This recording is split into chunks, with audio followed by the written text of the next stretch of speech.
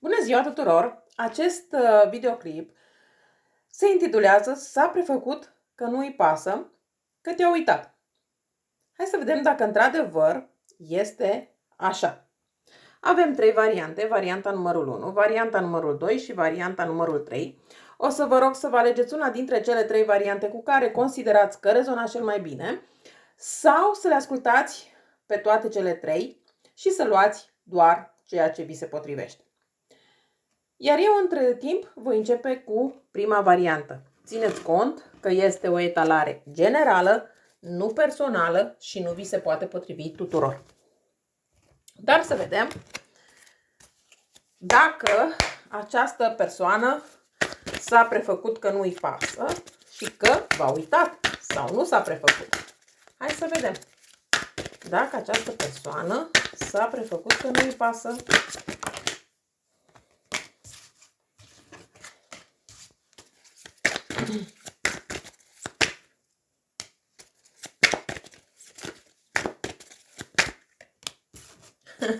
Într-adevăr, s-a prefăcut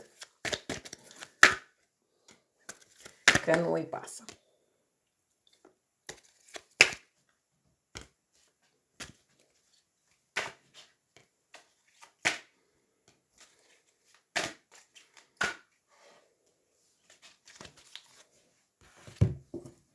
O să mai extrag câteva cărți oracol, după care vom vedea exact despre ce este vorba.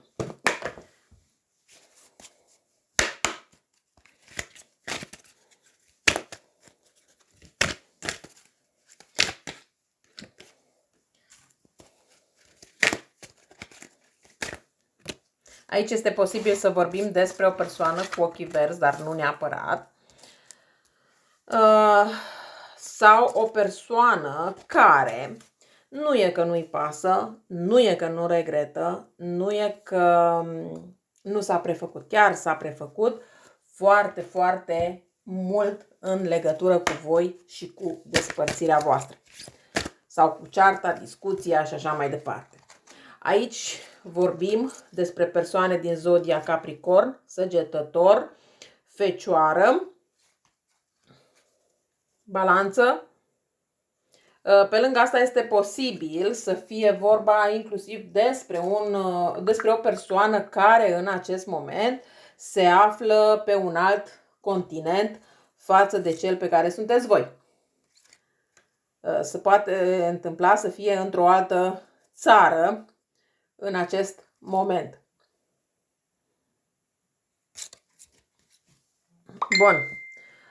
Ce vreau să vă spun aici este faptul că, într-adevăr, această persoană s-a prefăcut. S-a prefăcut crezând că vă face să suferiți mai mult. Pentru că ăsta a fost scopul. Și nu doar atât, dar a făcut acest lucru și pentru a face voi primele sau primul pas. Însă, văd că în mare parte, unele dintre voi nu v-ați lăsat înduplecate și ați făcut foarte bine că ați făcut acest lucru. Această persoană, aș putea să spun că efectiv stă cu telefonul în mână, scrie un mesaj, își dorește să vi-l trimită, dar imediat îl șterge.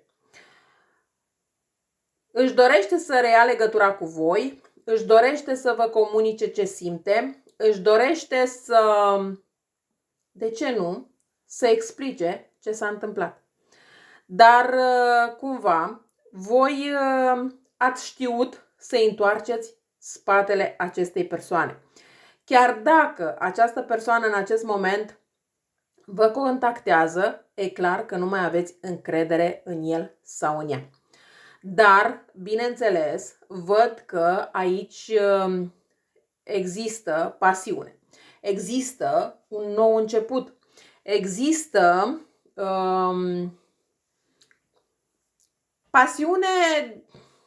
o pasiune destul de mare. La nivel intim, sunteți foarte compatibili unul cu celălalt. N-ar fi nimic exclus aici printre voi să fie persoane care aveți deja 3 copii cu această persoană. Sau să fie ceva în legătură cu cifra 3. Nu știu. Sau poate voi aveți 3 copii sau împreună aveți 3 copii, nu știu. Voi știți mai bine acolo unde este cazul.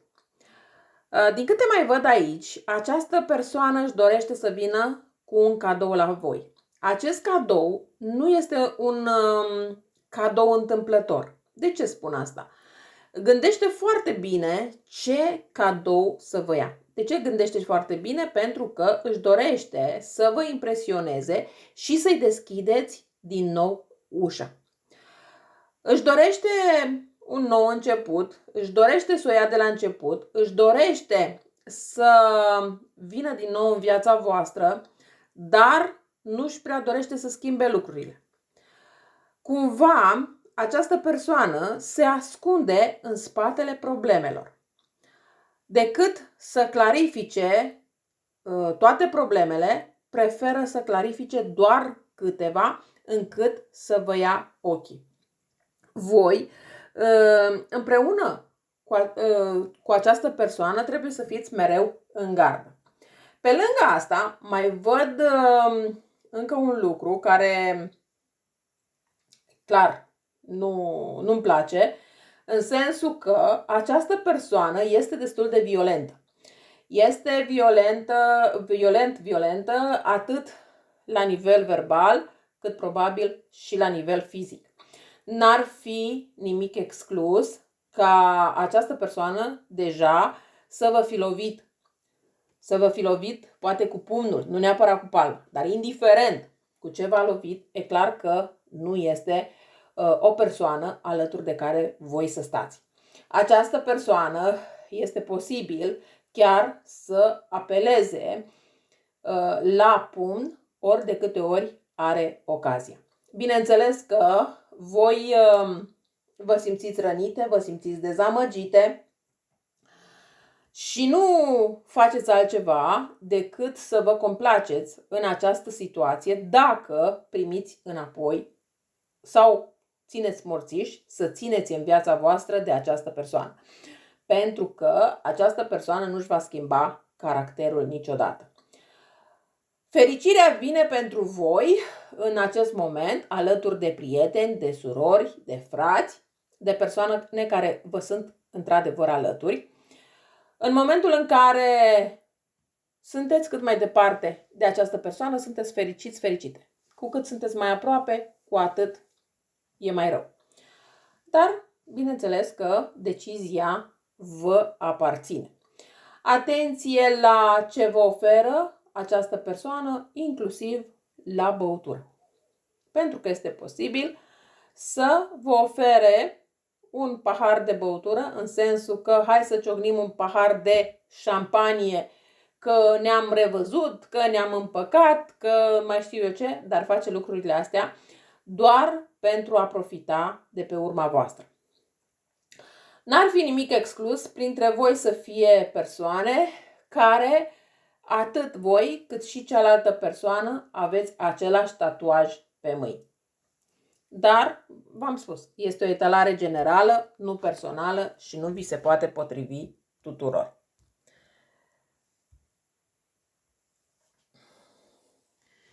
Dacă s-a prefăcut această persoană că nu îi pasă, da, într-adevăr, s-a prefăcut. Îi pasă și îi pasă foarte mult.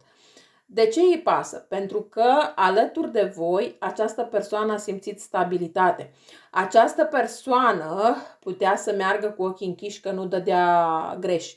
Această persoană avea siguranța la tot ce îl sau o interesa. Avea siguranța că voi sunteți acolo ori de câte ori avea nevoie. Însă, de această dată, poate că acest lucru s-a repetat de foarte multe ori, însă, de această dată ați știut să îi întoarceți spatele acestei persoane. Și ați făcut foarte bine. Hai să vedem ce își dorește această persoană să vă mai spună, vedeți că vine în vizită, se gândește să vă facă o vizită, da? Și chiar dar e o vizită înșelătoare. Ori că vă promite că vine și nu mai vine, ori vine, dar vine cu minciuni. Exact ce spuneam, poate că vă oferă un pahar de șampanie sau, nu știu, orice pahar, da? Dar să nu fie un pahar venit corect, ci din contră, ori că pune ceva în paharul respectiv, ori că știe că voi nu țineți la băutură, că n-ați băut poate niciodată și își dorește să vă îmbete, să poată profita de pe urma voastră. Nu știu, e ceva de acest gen. Mai văd că mai este ceva cu 5 ani. Nu știu, voi poate știți mai bine. Poate sunteți de 5 ani împreună. Și probabil că vine în vizită în 3 săptămâni. Da? Posibilități. O să te sun curând și nu am curaj să-ți scriu. Exact ce spuneam la începutul etalării, scrie mesaj, dar îl șterge. Nu-l trimite. Da? Cam astea au fost informațiile pentru voi, pentru cei de la prima variantă și vom merge mai departe la varianta cu numărul 2. Haideți să vedem și pentru cei de la varianta cu numărul 2.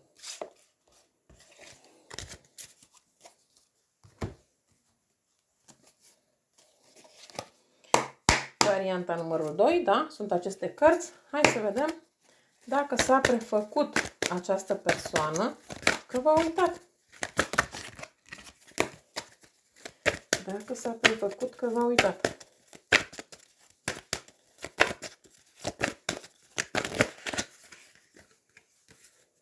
Wow, această persoană are și o durere în inimă. Aici a fost o situație de trio destul de clară, iar cineva a zis alege. Și probabil că a făcut alegerea, dar nu este mulțumit de alegerea făcută. Hai să vedem.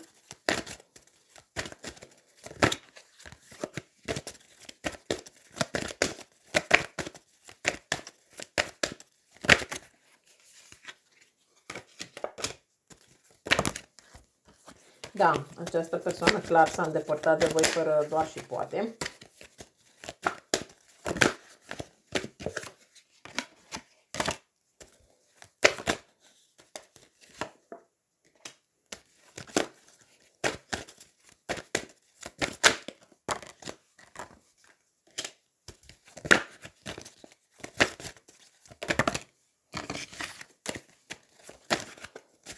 Văd că cărțile vor să spună foarte multe lucruri în cazul vostru.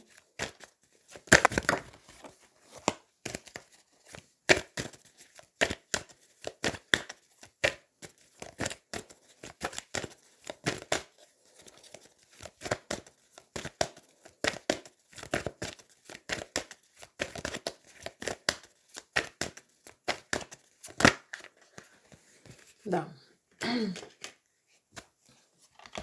Hai să vedem dacă s-a prefăcut această persoană.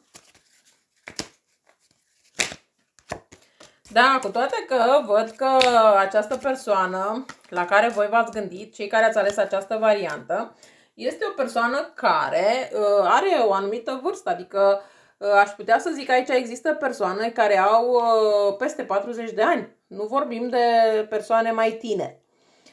Sunt persoane aici care poate chiar au 50-60 de ani. Da? Și v-ați așteptat ca această persoană să fie o persoană destul de matură. Însă nu prea e. Din păcate. Această persoană a fost într-o relație de trio alături de voi. Dar să vedem și câteva zodii. Taur, Berbec, Capricorn, Fecioară, Leu, Pești, Scorpion, Săgetător. Această persoană este acel gen de persoană care folosește magia. Nu neapărat în sens negativ, dar atunci când pune ochii pe o persoană, este în stare să apeleze la magie pentru a avea persoana respectivă în viața sa. Această persoană, dacă poate să apeleze la magie, inclusiv pentru a obține tot ce își dorește, nu vorbim aici doar despre o anumită persoană, apelează atât cât îi necesită persoana respectivă, după care schimbă persoana, dar asta nu înseamnă că nu folosește magia. Sau poate că această persoană e pasionat de magie în sensul bun al cuvântului, da? Nu știu, e ceva de acest gen. Această persoană văd că poate să fie o persoană care îi place culoarea galben, sau poate e o persoană mai blondă, sau poate că este o persoană cu mai puțin păr pe cap. Nu știu, e ceva, sau poate chiar nu are păr pe cap deloc. Da? Poate să fie și o astfel de persoană. Această persoană a fost într-o situație de trio cu voi. Voi probabil ați aflat acest lucru și bineînțeles că nu v-a plăcut. I-ați spus să aleagă, alegerea a făcut-o în a se îndepărta de voi, dar nu a trecut mult până și-a dat seama că de fapt vă iubește, că de fapt ține la voi, că de fapt și-ar fi dorit să continue relația cu voi. Regretă faptul că nu v-a spus de relația pe care a avut-o și o are, gândindu-se că poate dacă vă spunea, lucrurile puteau să stea diferit. Cumva voi v-ați îndepărtat de această persoană, v-ați recâștigat puterea în voi, încrederea în voi, un lucru foarte bine făcut, și acest lucru e clar că nu-i convine acestei persoane. Însă, relația cu voi a fost o relație care nu a fost construită pe ceva solid. Era clar că această relație, situație, cum vreți voi să o numiți, nu avea cum să dureze o veșnicie. La un moment dat, bineînțeles că trebuia să existe un final. Într-adevăr, această persoană o să vină cu mesaje de scuze, o să vină că își dorește din nou un început cu voi și așa mai departe, însă este destul de conștient sau conștientă de faptul că voi îi spuneți să aleagă, da? Cu cine vrea să fie. Această alegere nu va fi una ușoară pentru el sau pentru ea. Dar haideți să vedem totuși pe cine alege. Hai să vedem dacă va alege pe voi. Dacă această persoană vă va alege pe voi. Hai să vedem. Dacă această persoană vă va alege pe voi. Da. Și nu doar că vă va alege pe voi, dar va pune pe rețelele de socializare, va posta, cumva vrea să arate altor persoane că în sfârșit este cu voi, că în sfârșit e victorios, că în sfârșit a câștigat, că în sfârșit se fac lucrurile în maniera sa și așa mai departe. Dar să nu vă fie de mirare dacă pune aceste postări înainte de a vă spune și vouă, da? Adică cumva voi aflați lucrurile acestea de pe rețelele de socializare. Nu e că le aflați neapărat că vine la voi și vă spune, uite, vreau să fiu cu tine, uite, îmi cer scuze sau ceva de genul. Nu, o să facă un pic de tam-tam pe rețelele de socializare și de acolo este posibil să aflați și voi. Bineînțeles că este un lucru care o să vă deranjeze totuși, pentru că indiferent de ce se întâmplă între voi, poate că vă doriți să aflați direct de la sursă, ca să spun așa, nu de pe rețelele de socializare. Dar acesta este felul său de a fi, pentru că este o persoană care socializează destul de mult și tot ceea ce face face prin intermediul rețelelor de socializare. Adică e genul de persoană care dacă se desparte pune pe rețelele de socializare, dacă se împacă pune pe rețelele de socializare, ori că pune o poză, ori că pune un citat, ori că pune un cântec, da, dar este foarte activ pe rețelele de socializare.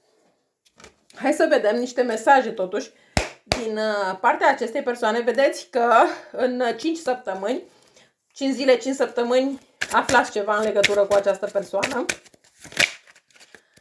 Bun. O să te sun curând. Da, această persoană își dorește să vă sune și o va face foarte curând. Eu zic că acum de sărbători este posibil să vă sune. Încerc să te uit și nu pot. Da, deci nu poate, n-are cum. Da? Așa că s-a prefăcut total că nu îi pasă. Ceea ce am spus de la început. Are o persoană nouă în viața sa. Va veni altceva mai bun. Probabil că vrea să vă zică că va veni altceva mai bun și pentru voi. Dar nu vede momentan posibilități. Sau vede posibilități, dar cumva într-un termen mai îndelungat. Această persoană are momente când se cam contrazice singur sau singură. Dar hai să vedem ce ar vrea să vă transmită totuși, care ar fi mesajul sau care este primul mesaj pe care vi-l face această persoană. Primul mesaj este: nu vreau să profiți de sentimente, iarna. Deci în această iarnă oricum se întâmplă aceste lucruri între voi și hai să mai vedem și când se schimbă lucrurile dintre voi. Da? Când se schimbă lucrurile dintre voi. Wow! Ești sufletul meu pereche. Și mai spune, când se schimbe lucrurile între voi, că vrea să aveți o familie împreună. Deci această persoană este cu gândul la voi și clar s-a prefăcut că nu îi pasă, s-a prefăcut că nu îl interesează sau nu o interesează și așa mai departe. Bun, cam astea au fost informațiile și pentru voi, cei de la varianta numărul 2. Eu vă mulțumesc că m-ați ascultat și voi trece la cei de la varianta cu numărul 3. Să vedem și pentru ceilalți. Hai să vedem dacă această persoană la care v-ați gândit voi, cei de la varianta numărul 3, s-a prefăcut. Hai să vedem. Hai să vedem dacă persoana la care v-ați gândit s-a prefăcut, că v-a uitat. Și încă cum s-a prefăcut? Da. Hai să vedem totuși ce spun cărțile. Într-un final.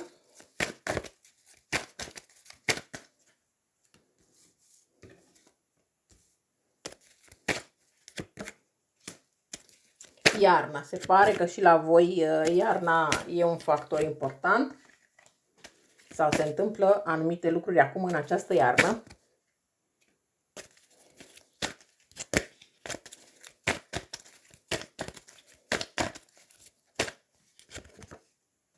Da, foarte repede, foarte curând.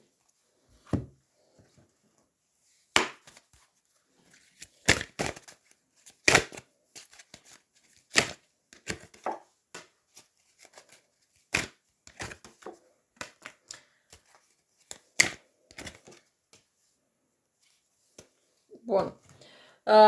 Aici văd că avem zodia Leu, Balanță, Vărsător, Pești, Scorpion, Gemeni, Fecioară. Da. Bineînțeles că pot fi și alte zodii, nimic de spus. Mai poate să fie zodia Rac. Avem inițiale G, E, O, B. E ceva aici cu vești. Vești pe care voi cred că le așteptați din partea acestei persoane sau cumva această persoană va îndrăzni să vă trimită o scrisoare sau un mesaj un mesaj scris. Ceea ce pot să vă spun este faptul că văd că voi comunicați foarte mult cu această persoană prin intermediul mesajelor. Chiar dacă în acest moment sunteți separați, în momentul în care această persoană vine la voi, după împăcarea voastră, tot prin mesaje va fi. Adică nu e că discutați prea mult față în față. Ce pot să mai spun aici este că e vorba despre o persoană destul de rațională, o persoană căreia poate îi place jocul de șah, o persoană care gândește foarte mult lucrurile înainte de a le face, nu face mutări doar pentru că le face, ci le face cu un scop și le face în sensul de a câștiga. Indiferent de situație, indiferent de ce se întâmplă, își dorește cu orice scop să câștige ceea ce își dorește. Această persoană a văzut că voi sunteți o persoană independentă, o persoană care vă descurcați, dar sunteți o persoană care poate v-ați simțit singură, poate ați stat singură foarte mult timp. Când ați cunoscut această persoană, erați poate singur sau singură. Și cumva poate că era o perioadă în care nu vroiați să vedeți sau să cunoașteți pe cineva. Această persoană a profitat de acest lucru, a profitat de vulnerabilitatea voastră, a profitat de faptul că sunteți singură de mult timp, a știut cum să procedeze, cum să acționeze, cum vreți voi să spuneți, așa, în așa fel încât să vă cucerească. Dar lucrurile nu cred că au durat foarte mult timp între voi sau este ceva în legătură cu cifra 5. Poate este o zi de naștere a unuia dintre voi, poate este un număr de la mașină, de la casă, nu știu. E ceva cu cifra 5. Sau poate că unul dintre voi este născut în luna a 5-a. Cert este că această persoană își dorește într-adevăr un nou început cu voi. Sfatul pentru voi este să nu vă precipitați și să aveți răbdare. Să aveți răbdare cumva ca destinul să își facă simțită prezența. De ce spun asta? Pentru că cumva aici destinul este de partea voastră. În sensul că dacă într-adevăr această persoană este să fie cu voi, va face lucrurile în așa fel încât să fie bine. Dacă această persoană nu înțelege că trebuie să își plătească karma, este mai bine să se îndepărteze de voi și voi să vă găsiți o altă persoană. Aici e clar, e o alegere pe care voi trebuie să o faceți fără doar și poate. Să vă gândiți bine dacă vreți să aveți pe cineva în viața voastră trimisă de destin sau vreți să pur și simplu să vină orice persoană în viața voastră. Dar chiar dacă vă separați de această persoană, asta nu înseamnă că destinul nu vă trimite persoana pe care voi o meritați. Acest lucru se va întâmpla destul de repede. Dar, așa cum am spus, pentru o parte dintre voi, această persoană se reîntoarce și se reîntoarce destul de repede. Însă, comunicarea dintre voi va fi tot prin mesaj. Hai să vedem totuși dacă s-a prefăcut că v-a uitat. Da, clar s-a prefăcut că v-a uitat, pentru că a gândit că dacă se preface că vă uită, voi veți acționa într-un anumit mod. Doar că de această dată nu ați mai făcut-o. Voi sunteți persoane cu intuiție, voi sunteți persoane care deja cumva ați început să intuiți pașii persoanei și atunci nu mai sunteți acele persoane cum ați fost la început. Că dacă la început, să zicem, această persoană se purta mai rece cu voi, voi gata, erați imediat cu brațele deschise spre persoana respectivă. Acum ați întors puțin foaia, iar această persoană, bineînțeles că încearcă într-un anumit fel să vă atragă atenția, dar vede că de această dată voi știți să fiți un pic mai rezervate. Hai să vedem mesajele acestei persoane pentru voi. Regret. Da? Deci regretă despărțirea voastră fără niciun dubiu. Dar e dispus să negocieze. Dar depinde dacă și voi sunteți dispuse să negociați cu această persoană, să mai negociați, să mai faceți compromisuri. Puteți să mai faceți compromisuri vreo 10 luni de zile, dar asta nu înseamnă că se schimbă situația, sau poate chiar 2 ani. Depinde de voi, dacă așteptați această persoană sau nu atâta timp. În 3 săptămâni este posibil deja să facă primul pas. Hai să vedem mesajele acestei persoane. Zice, e mai bine să rămânem împreună. Da? Cam astea au fost informațiile și pentru voi, cei de la varianta numărul 3. Eu vă mulțumesc că m-ați ascultat și vă doresc o zi cât mai frumoasă în continuare. La revedere!